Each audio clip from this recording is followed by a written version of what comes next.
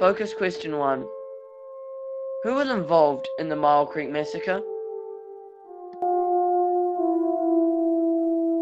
The Myall Creek Massacre involves the killing of 28 Aboriginal Australians by 11 stockmen. On the 7th of June 1838, a posse consisting of 6 men arrived at Bengarum Station. They were on their way to go and work at the Myall Creek Station. 2 men from the Myall Creek Station happened to see them there. They were the ones that described them as a posse.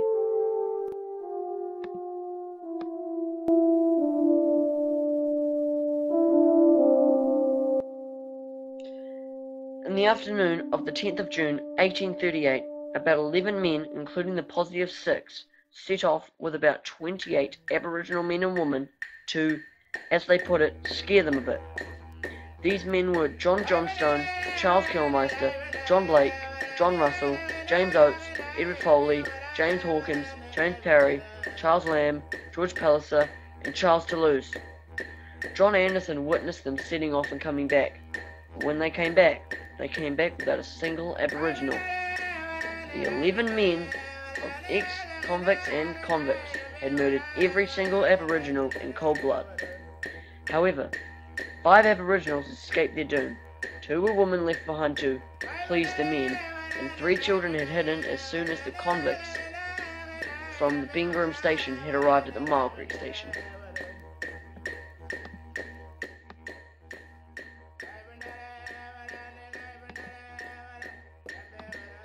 The station hut manager, John Anderson, decided not to report the event until he found that the massacre had been planned by the assigned convicts a week before it occurred. It was also found that the men wanted the Aboriginals dead for 2 reasons. 1, because they had the power to do so, and 2, because there was a bit of a land skirmish going on between the Aboriginals and the convicts. William Hobbs, the station superintendent, found out about the killings and then decided to question Charles Kilmeister and John Anderson. Kilmeister denied everything and said he had been looking for stray cattle, and John Anderson didn't say a word.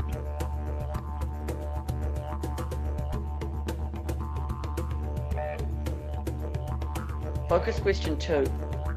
What were the consequences of the Myall Creek Massacre?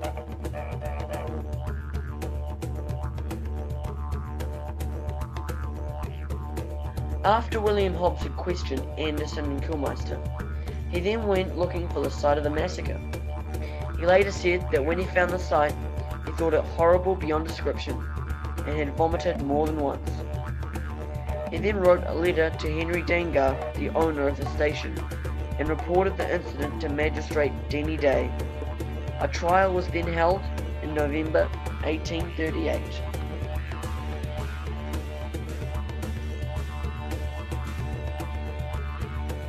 In the first trial, the men who killed the Aboriginals were being accused of the murder of an Aboriginal man named Daddy. John Anderson and William Hobbs sided with General Attorney Plunkett to punish the men for their crime. As a consequence of this, they were released from service at the Myall Creek Station by Henry Dagner, a supporter of the defence, and they were put in protective custody because of the threats the civilians in the court were throwing at them. The men accused of murder were found not guilty by the jury after a long battle. However, a second trial was requested by General Attorney Plunkett for the murder of an Aboriginal child named Charlie, his real name unknown to the court.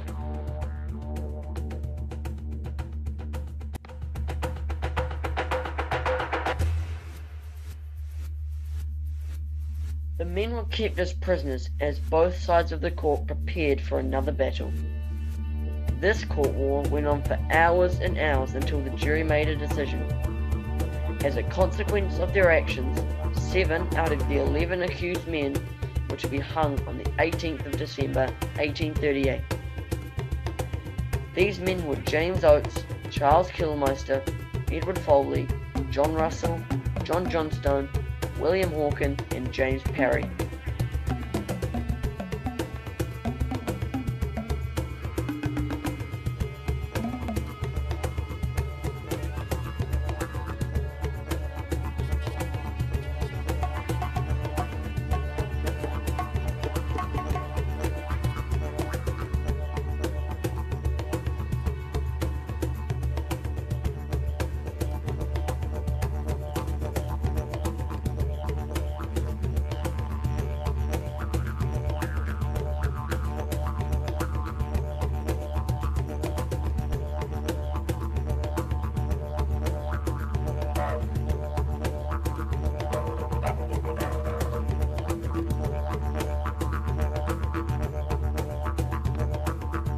government hoped the outcome of the trials sent a message to the public: do not kill Aboriginal men and women, or you will be hanged.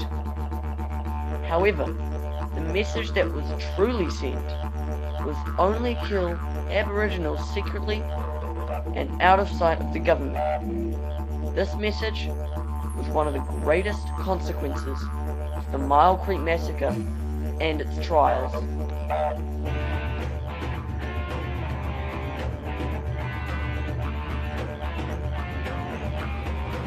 Focus question 3.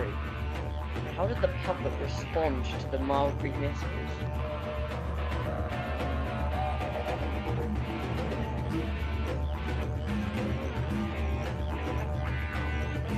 When the stockmen and convicts were hanged, the public were in outrage. They didn't see how it was a crime to kill a black man. To them, it was the same as killing a rabbit. Aboriginals were just pests that needed to be exterminated.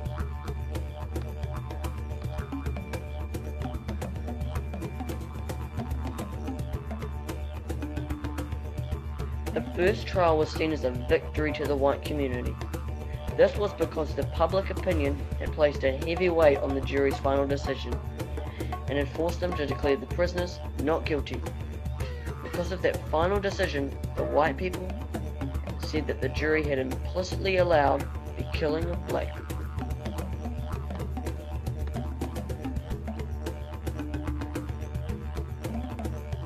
Then, once again, the public were in outrage when a second trial was requested for the killing of another black. General Attorney Plunkett had made himself an enemy of the public, and, in the public's eye, a traitor, because he had sided with black people over white people.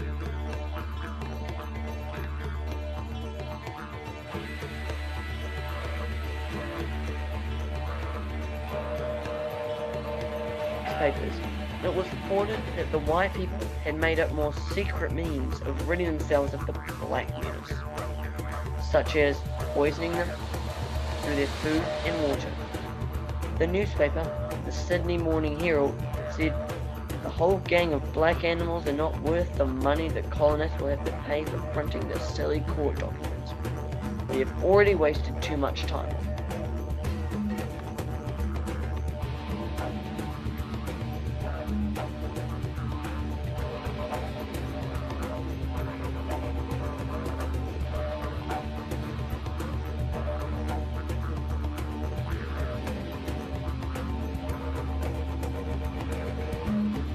The Myall Creek Massacre turned out to be a turning point in Australian history.